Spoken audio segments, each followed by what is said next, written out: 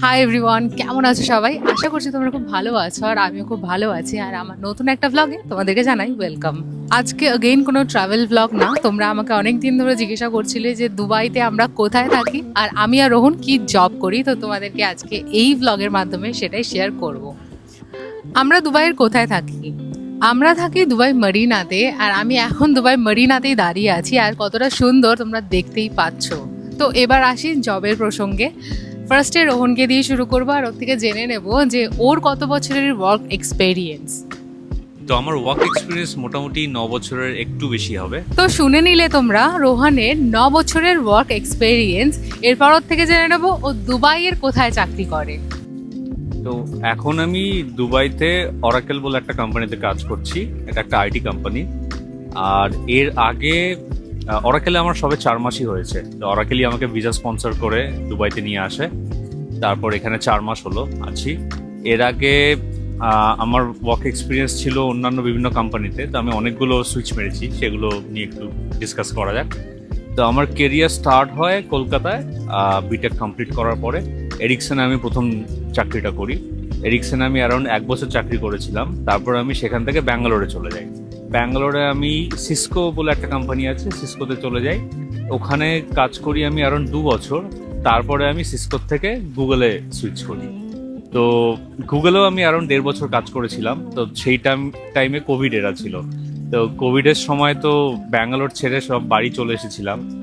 তারপর বাড়ি থেকেই আমি মোটামুটি গুগলে 1 বছর হয়ে যাওয়ার পর থেকে আমি একটু বাইরে যাওয়ার জন্য সুযোগ খুঁজছিলাম। তো আমি অস্ট্রেলিয়া, কানাডা, ইউরোপ এইসব জায়গায় আমি অ্যাপ্লাই করা চালু করি তারপর থেকে আস্তে আস্তে। তো আমার গুগলের ওয়ার্ক এক্সপিরিয়েন্সটা খুব কাজে দিয়েছিল। তো বাইরে আমি যেগুলো জবে অ্যাপ্লাই করছিলাম আমি সেগুলোর থেকে মোটামুটি কল পাওয়া শুরু করি। তারপর ফাইনালি আমি ইউকেতে লন্ডনে অ্যাকসেঞ্চারে জব পাই অ্যাজ এ কনসালটেন্ট। তো অ্যাকসেঞ্চার আমাকে ইউকের ভিসা প্রোভাইড করে। তো ভিসা প্রোভাইড করার পরে আমি লন্ডনে চলে যাই।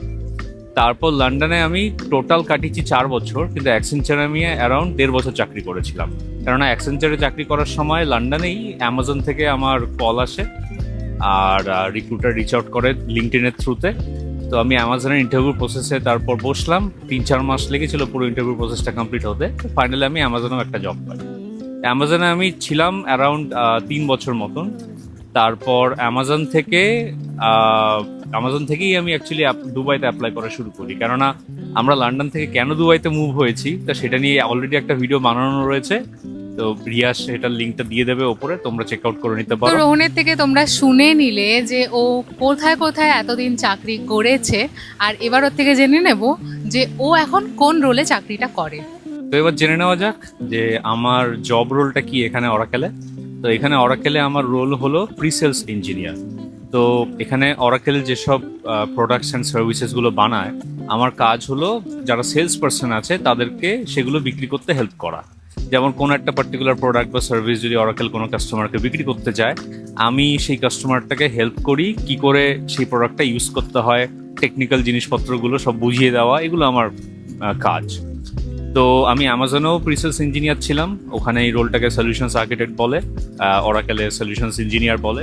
বাট বেসিক্যালি জব রোল আমার সেমই ছিল। অ্যামাজনে থাকার সময় অ্যামাজনের প্রোডাক্ট বিক্রি করতাম, এখানে অরাকেলে থাকার সময় অরাকেলের প্রোডাক্ট বিক্রি করতে আমাকে হেল্প করতে হয় যারা সেলস পার্সন আছে তাদেরকে। আর তার আগে আমি অ্যাকসেঞ্চারে ছিলাম কনসালটেন্ট। তার মানে কি আমি এই যেই সব প্রোডাক্টগুলো আমি এখন বিক্রি করতে হেল্প করি সেই প্রোডাক্টগুলো কাস্টমাররা কি করে ইউজ করবে, তাদেরকে সেই প্রোডাক্টগুলো দিয়ে সফটওয়্যার ইমপ্লিমেন্ট করে দেওয়া বা কোনো একটা সিস্টেম ইমপ্লিমেন্ট করে দেওয়া। তা আমি অ্যাকসেঞ্চারেও ইমপ্লিমেন্টেশনের কাজটা করতাম। আর তার আগের জবগুলো যেরকম গুগলে, ফর এক্সাম্পল গুগলে আমি ছিলাম টেকনিক্যাল সাপোর্ট ইঞ্জিনিয়ার। তো এই সিমিলার টাইপের সফটওয়্যার আর সার্ভিসেস এগুলো যখন কাস্টমাররা ইউজ করতো আর কখনো তারা যদি কোনো প্রবলেম বা কোনো সমস্যা ফেস করতো তো তখন তারা সাপোর্ট টিকিট রেজ করতো, যেভাবে আমরা যে কোনো অ্যাপ্লিকেশনই সাপোর্ট টিকিট রেজ করি এখন কোনো অসুবিধা হলে। তো সেই সাপোর্ট টিকিটগুলো গুগলে আমি রিজলভ করতাম as a technical solutions engineer. তার আগে সিসকোতেও আমার সেম রোল ছিল। সিসকোতেও আমি সাপোর্ট ইঞ্জিনিয়ার হিসেবেই কাজ করেছি। আর আমার প্রথম জব এরিকসন, সেখানে আমি সফটওয়্যার ডেভেলপমেন্ট ইঞ্জিনিয়ার হিসেবে জয়েন করেছিলাম। এবার রোহনের থেকে জেনে নেব যে ও দুবাইতে চাকরিটা কিভাবে অ্যাপ্লাই করেছিল আর দুবাইতে চাকরি পাওয়াটা কি ইজি। দুবাইতে আমি চাকরিটা পেয়েছিলাম ডাইরেক্ট অনলাইন অ্যাপ্লাই করে লিঙ্কডইনের থ্রুতে। আর লন্ডনেও আমি যে চাকরিগুলো পেয়েছি সবই লিঙ্কডইনের থ্রুতেই পেয়েছিলাম। তো লিঙ্কডইনই একমাত্র বেস্ট প্ল্যাটফর্ম যদি আইটি রিলেটেড জবে অ্যাপ্লাই করতে হয় দুবাইতে তার জন্যে। কিন্তু এখানে অ্যাপ্লাই করে আমি যেটা বুঝেছি যে এখানে আইটি ফিল্ডে চাকরি পাওয়া বেশ টাফ আছে। এখানে ডিপেন্ড করছে, কোনো কোনো চাকরি এখানে পাওয়া ইজি, কোনো কোনো চাকরি পাওয়া এখানে একটু ডিফিকাল্ট। তো সেগুলো নিয়ে আমরা এখন রিসার্চ করছি, রিসার্চ করে পরে একটা ভিডিও দেবো, তখন ওখানে আমরা ডিটেলে ডিসকাস করবো যে কোন চাকরিগুলো এখানে পাওয়া একটু ইজি আর কোন চাকরিগুলো পাওয়া একটু ডিফিকাল্ট। আর এখানে আমি মোটামুটি 50 থেকে 100টা জবে আমি অ্যাপ্লাই করেছিলাম। প্রতিদিনই আমি অফিস থেকে ফেরার পরে অ্যাপ্লাই করতে বসতাম যে লন্ডনে থাকাকালীন, আর 2-3 দিন বাদেই একটা করে রিজেকশন মেল চলে আসতো। তো আর এরকম প্রচুর রিজেকশন এসছে। তো লাকিলি এই একমাত্র অরাকেল, তারপর আরো 1-2টো কোম্পানি থেকে কল পেয়েছিলাম।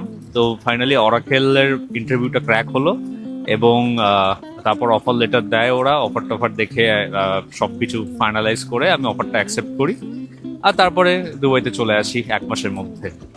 আচ্ছা, এবার আসি স্যালারির কথায়। তো এখানে দুবাইতে কোন জবে কি স্যালারি রয়েছে, তো যেরকম আমি আমার স্যালারি বলতে পারবো না, কারণ এটা কনফিডেন্সিয়াল। অরাকেল আমাকে অ্যালাউ করে না আমার স্যালারি বাইরে কাউকে বলার জন্য। কিন্তু তোমরা যদি কোনো জবের স্যালারি যদি জানতে হয়, কি করে সেটা জানতে পারবে, তার বেস্ট উপায় হলো ChatGPT বা পারপ্লেক্সিটি এরকম কোনো একটা অ্যাপ্লিকেশন খোলো তোমাদের ব্রাউজারে। সেখানে বা টুইটারও তোমরা করতে পারো। টুইটারেও যে চ্যাটের অপশনটা রয়েছে গ্রোকে, সেখানে গিয়ে তোমরা job role, years of experience, আর যদি কোনো পার্টিকুলার কোম্পানিতে স্যালারি জানতে হয় সেই কোম্পানির নাম আর লোকেশন দুবাই দিয়ে তোমরা যদি জিজ্ঞেস করো যে কত স্যালারি হয় এই রোলে, তো তোমাদেরকে ওই চ্যাটবটটাই তোমাদেরকে একটা অ্যাপ্রক্সিমেট নাম্বার বলে দেবে যে কত স্যালারি। তো সেটা অনেকটাই অ্যাকুরেট হয়, যেটা আমি দেখেছি। আইটি ছাড়াও এখানে আর কি ফিল্ডে জব অ্যাভেলেবেল সেটা তোমাদেরকে এখন শেয়ার করব। আচ্ছা, আইটি ছাড়াও এখানে আর যে সেক্টরগুলোতে হায়ারিং চলছে এই মুহূর্তে, সেগুলো হচ্ছে নাম্বার 1 রিয়েল এস্টেট সেক্টর।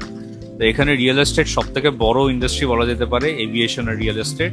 এখানে অনেকেই মুভ করে নিজেদের এজেন্সি বা ব্রোকার হাউস এগুলো খোলে, বা অনেকে এখানে মুভ করে এইসব এজেন্সিগুলোতে চাকরির জন্য অ্যাপ্লাই করে, যাতে তারা এখানে যে ফ্ল্যাটগুলো রয়েছে সেগুলো সেল বা সেগুলো রেন্টের জন্য কাস্টমারদেরকে খুঁজতে পারে, তাদেরকে সেল করা, সেগুলোর থ্রুতে কমিশন আর্ন করা, এগুলো করে।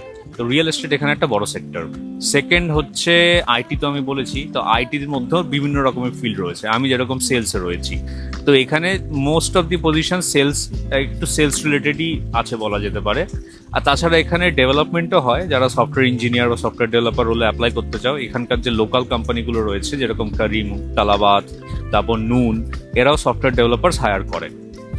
আর তাছাড়া আরেকটা সেক্টর যেটা এখানে খুবই উঠছে এখন, সেটা হলো রিটেল ব্যাংকিং। তো এখানে প্রচুর ব্যাংক রয়েছে, আর বিদেশি ব্যাংকগুলো যেরকম যে ওয়েস্টার্ন কান্ট্রিজের ব্যাংকগুলো এখানে আস্তে আস্তে সব আসছে, ওদের ব্রাঞ্চেস খুলছে।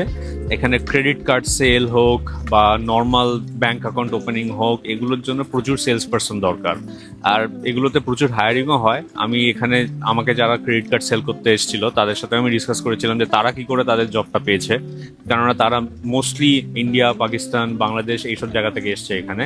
তো তারা তাদের নিজেদের কান্ট্রিতে, যেরকম ইন্ডিয়া তো মাঝে মধ্যে এখান থেকে কিছু কিছু এজেন্সি আছে যারা ডাইরেক্ট হায়ারিং করে। আর তাছাড়াও অনেকে যেটা করে যে ট্যুরিস্ট ভিসা এখানে চলে আসে, ট্যুরিস্ট ভিসা এখানে এসে সামহাও কোনো কন্ট্যাক্ট জোগাড় করে ওরা একটা ইন্টারভিউয়ের ব্যবস্থা করে, আর তারপরে তারা জবটা পেয়ে গেলে তাদের ট্যুরিস্ট ভিসাটা এখানে ওয়ার্ক ভিসা কনভার্ট করে দেওয়া হয়। তো সেটাও একটা উপায়। তো এই 3টে সেক্টর যেটা বললাম, রিয়েল এস্টেট, আইটি, তারপর রিটেল ব্যাংকিং, আর এভিয়েশন এখানে একটা বড় সেক্টর।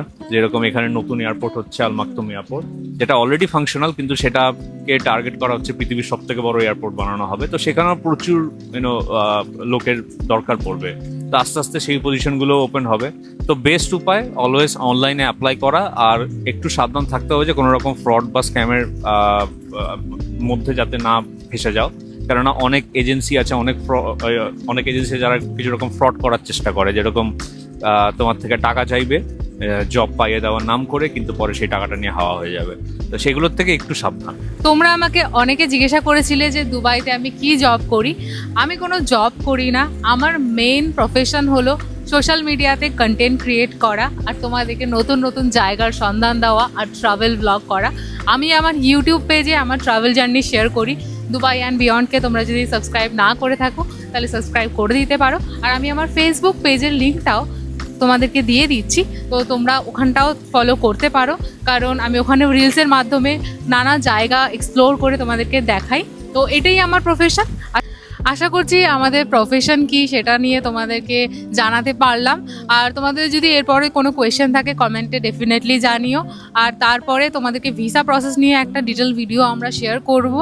আর এই ব্লগটা এখানেই এন্ড করছি। আশা করছি তোমাদের এই ব্লগটা খুব ভালো লেগেছে। ভালো লাগলে একটা লাইক করে দিও আর আমার ইউটিউব চ্যানেলটাকে সাবস্ক্রাইব করতে ভুলো না। আর যদি ফেসবুক থেকে দেখে থাকো আমার পেজটাকে ফলো করতে ভুলো না। দেখা হবে তোমাদের সাথে খুব শিগগিরই পরের একটা ব্লগে, ট্রাভেল ব্লগ নিয়ে। ভালো থেকো সবাই, টাটা।